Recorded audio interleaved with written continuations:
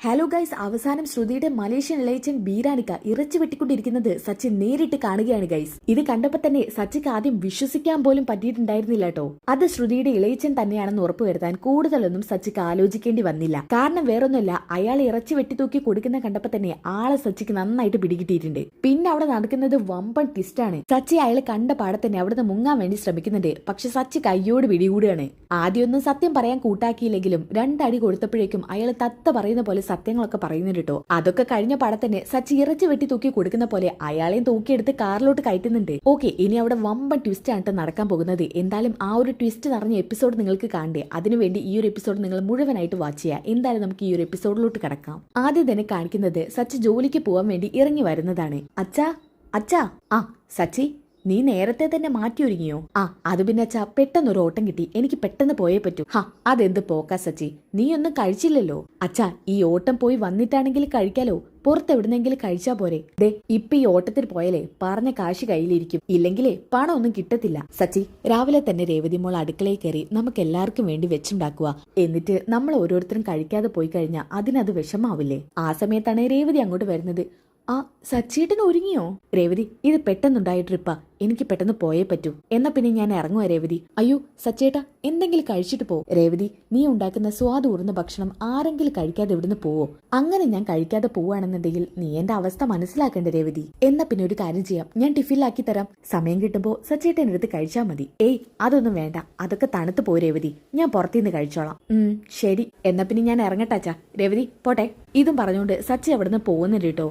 അപ്പൊ രവി പറയുന്നുണ്ട്, മോള് വിഷമിക്കണ്ട, മോൾ ഉണ്ടാക്കിയ ഭക്ഷണം കഴിക്കാൻ ഇവിടെ കുറെ പേരുണ്ടല്ലോ.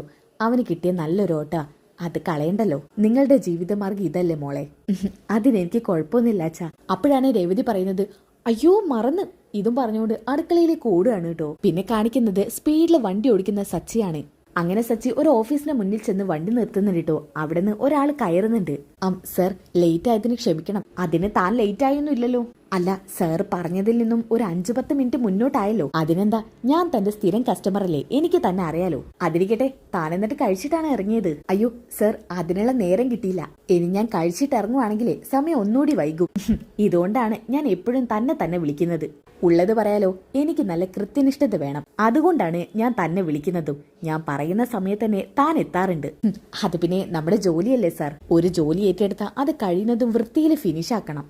ആ കാര്യത്തിൽ ഞാൻ തന്നെ സമ്മതിച്ചിരിക്കുന്നു.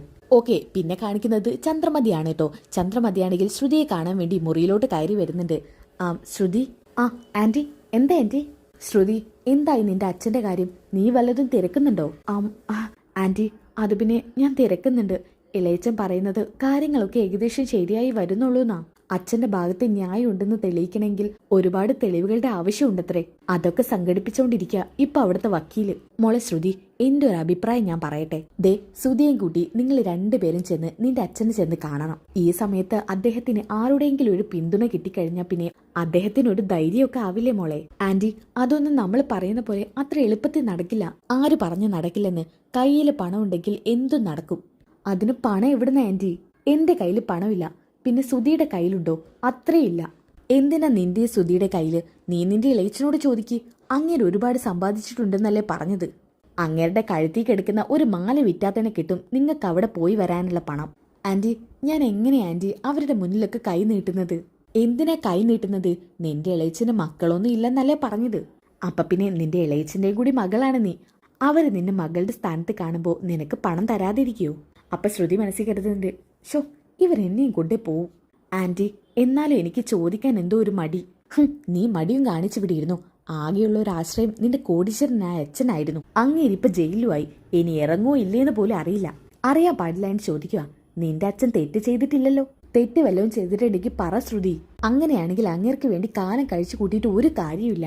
അല്ലെങ്കിൽ തന്നെ നീ നോക്കിക്കേ, ഇപ്പൊ എത്ര ദിവസമായി നീ വ്രതം എടുക്കുന്നു.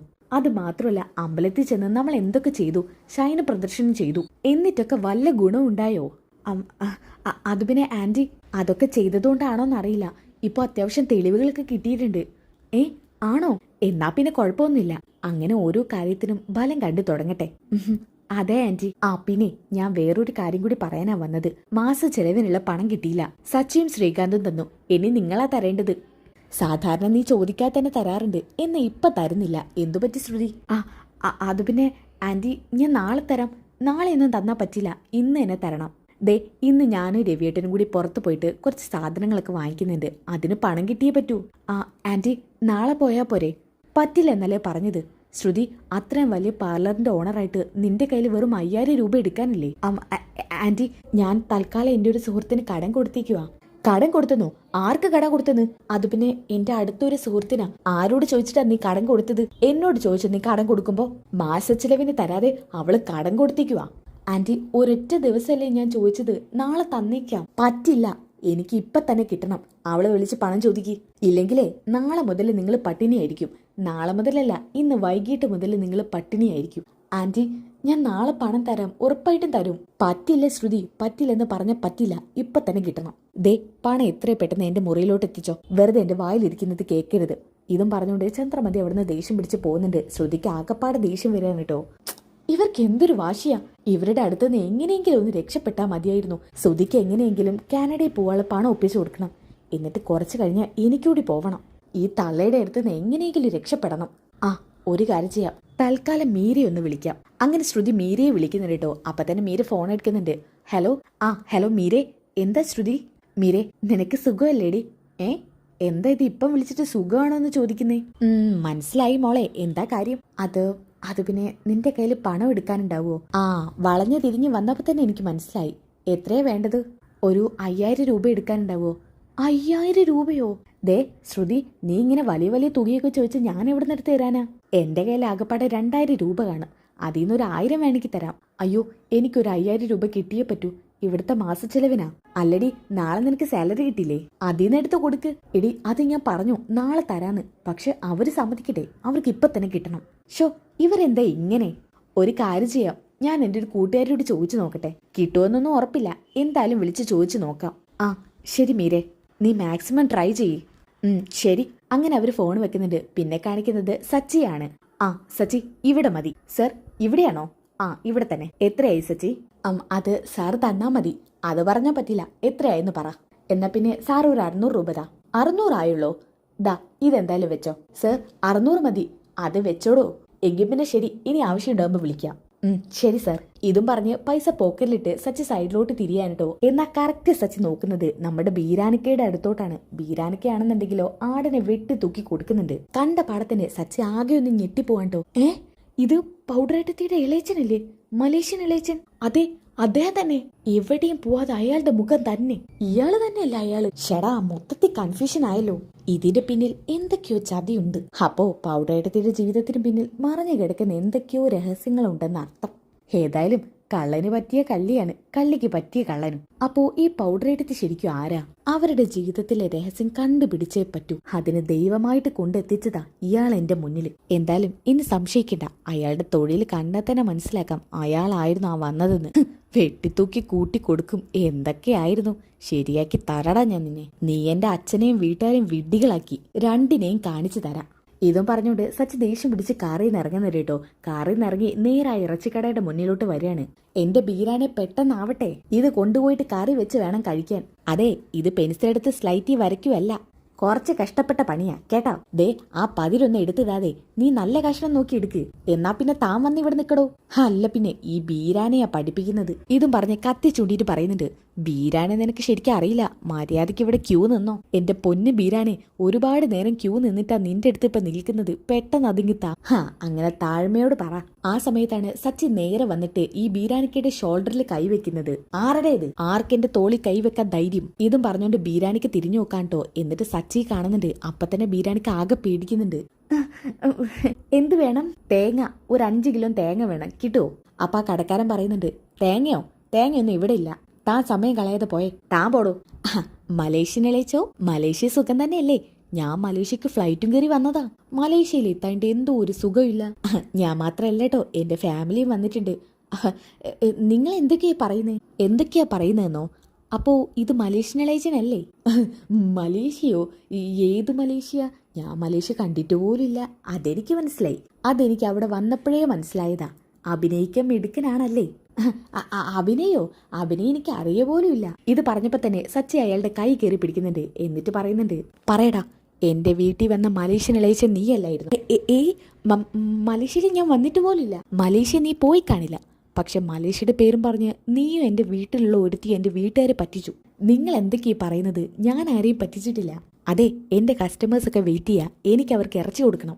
ഒന്ന് പോയേ, ഇല്ലെങ്കിൽ വെട്ടിത്തൂക്കി കൊടുക്കും ഞാൻ. ബിരാനി, നീ തല്ലുണ്ടാക്കി അടിവേടിക്ക് എന്ത് വേണമെങ്കിലും ചെയ്യ്. ഞങ്ങൾക്ക് ഇറച്ചി വേണം, അധികം തന്നെ. ഇതും പറഞ്ഞോണ്ട് ആടിനെ വെട്ടുന്ന കത്തി അവർ വാങ്ങുന്നുണ്ട് കേട്ടോ. എടാ, അധികം ഒന്നും എടുക്കല്ലേ.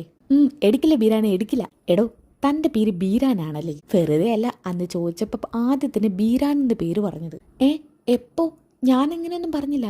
എടോ, താൻ എന്റെ കയ്യിൽ നിന്ന് മേടിക്കും, സത്യം പറഞ്ഞോ. ഇതും പറഞ്ഞോണ്ട് സച്ചി കഴുത്ത് കയറി പിടിക്കാൻ കേട്ടോ. ഷോൾഡറിൽ കയറി ഇങ്ങനെ പിടിക്കുന്നുണ്ട്. സത്യമായിട്ടും എനിക്ക് നിങ്ങളെ അറിയില്ല. അറിയില്ലേ? നിനക്ക് എന്നെ അറിയില്ല അല്ലേ? അറിയില്ല, അറിയത്തേയില്ല. ഇത് പറഞ്ഞപ്പോ തന്നെ സച്ചി ആ വയറിനിട്ട് 2 എണ്ണം അങ്ങ് കൊടുക്കുന്നുണ്ട് കേട്ടോ. അയ്യോ അയ്യോ, എന്നെ തല്ലല്ലേ തല്ലല്ലേ തല്ലല്ലേ സച്ചി, മതി. സച്ചി, പോരട്ടെ പോരട്ടെ പോരട്ടെ. ഇനി എന്തൊക്കെ പോരാനുണ്ടാവും? എന്റെ പേര് ഞാൻ പറയാതെ തന്നെ നീ പറഞ്ഞു അല്ലേ? അത് മര്യാദയ്ക്ക് പറഞ്ഞോ. നീ ആരാ? ശ്രുതിയുടെ ഇളയച്ചനാണോ? എന്തിനാ മലേഷ്യക്കാരനെന്നും പറഞ്ഞ് വേഷം കെട്ടി വീട്ടിലെത്തിയത്? അത് പിന്നെ എന്നെ തല്ലല്ലേ, ഞാൻ സത്യങ്ങളൊക്കെ പറയാം. സത്യങ്ങൾ ഓരോന്നോരോന്നായിട്ട് പറ. സച്ചി കേൾക്കട്ടെ. അത് പിന്നെ ഈ പറഞ്ഞ ശ്രുതിമോളും അവളുടെ കൂട്ടുകാരിയും എന്നെ ഒരു ദിവസം ഇവിടെ കാണാൻ വേണ്ടി വന്നു. ഈ കൂട്ടുകാരി എനിക്ക് അറിയായിരുന്നു. ആ കെയർ ഓഫിൽ അവരെന്നെ കാണാൻ വന്നത്. അത്യാവശ്യം ഞാൻ അഭിനയിക്കുന്നത് കൊണ്ട് തന്നെ അവരെന്നോട് അഭിനയിക്കുമെന്ന് ചോദിച്ചു. ഈ കുട്ടിയുടെ ഇളയച്ചനായിട്ട്, അതും മലേഷ്യയിൽ നിന്ന് വന്ന ഇളയച്ചനായിട്ട്. ആദ്യം ഞാൻ നിരസിച്ചു. പിന്നെ അവരെനിക്ക് സിനിമയിൽ അഭിനയിക്കാനുള്ള റോള് തരാമെന്ന് പറഞ്ഞു. അതുകൊണ്ട് ഞാൻ സമ്മതിച്ചു. അങ്ങനെയാ ഞാൻ ആ വേഷം കെട്ടിയത്. അങ്ങനെ പറ. എനിക്ക് നിന്നെ ആദ്യമേ സംശയം ഉണ്ടായിരുന്നു. നിനക്കിത് കിട്ടിയാൽ പോരാ. ഇതും പറഞ്ഞ് സച്ചി 2 എണ്ണം ഒന്നും കൂടി കൊടുക്കുന്നുണ്ട് കേട്ടോ. സച്ചി, ഞാൻ പറഞ്ഞ എന്നെ തല്ലില്ലെന്നല്ലേ നീ പറഞ്ഞത്? പിന്നെ എന്തിനാ എന്നെ തല്ലുന്നത്? നീയേ ഈ പറഞ്ഞ സത്യങ്ങളൊക്കെ എൻ്റെ വീട്ടിൽ വന്നിട്ട് പറയണം. താനേ കയറി കയറ്. ഈ വേഷത്തിലെ തന്നെ എൻ്റെ വീട്ടിൽ കൊണ്ടുപോകണ്ടേ? താൻ ആദ്യം ഇതൊന്ന് എടുത്ത് മാറ്റി. എന്നിട്ടേ താൻ വന്ന് വണ്ടി കയറ്. എങ്ങോട്ടാ? സത്യമൊക്കെ ഞാൻ പറഞ്ഞില്ലേ. ഇനി അത് സച്ചി നേരെ വീട്ടിൽ പോയിട്ട് പറഞ്ഞാൽ മതി. എന്നെ വിളിക്കണ്ട. എനിക്ക് ഒരുപാട് കസ്റ്റമേഴ്സ് ഉണ്ട്. ദേ, താൻ വരുന്നോ? ഇനി എൻ്റെ കയ്യിൽ നിന്ന് കിട്ടണോ? ഇവൻ എന്നെയും കൊണ്ടേ പോവൂ. ഞാൻ വരാം, എന്നെ തല്ലണ്ട. അതെ, നാറിയിട്ട് വയ്യ, പിറകിലിരുന്നാ മതി. നിങ്ങളെ ഈ വേഷത്തിൽ തന്നെ എനിക്ക് കൊണ്ട് കാണിക്കണം. മലേഷ്യയിലെ ഇളയച്ചൻ വന്നിരിക്കുന്നു. മലേഷ്യയിലെ ഇളയച്ചനെ എല്ലാരും കൺകുളിർക്കെ ഒന്ന് കാണട്ടെ. ഓക്കെ, അങ്ങനെ സച്ചി ചന്ദ്രോദയത്തിലേക്ക് ഈ ഒരു ബീരാനിക്കയെ കൊണ്ടുപോകാൻ കേട്ടോ. അവിടെ വെച്ച് ചന്ദ്ര പൊട്ടിത്തെറിക്കുന്നുണ്ട്. ആ ഒരു കിടിലൻ ട്വിസ്റ്റ് നിറഞ്ഞ എപ്പിസോഡ് ഇന്ന് തന്നെ നമ്മൾ അപ്ലോഡ് ചെയ്യും കേട്ടോ. അപ്പോൾ ആ ഒരു എപ്പിസോഡ് കിട്ടാൻ വേണ്ടി ചാനൽ സബ്സ്ക്രൈബ് ചെയ്യുക, വീഡിയോക്ക് ലൈക്ക് ചെയ്യുക, നെക്സ്റ്റ് എപ്പിസോഡ് ഒന്ന് കമന്റ് ചെയ്യുക. അടുത്ത വീഡിയോയിൽ കാണുന്നവരേക്കും എല്ലാവർക്കും ബൈ ഗായ്സ്.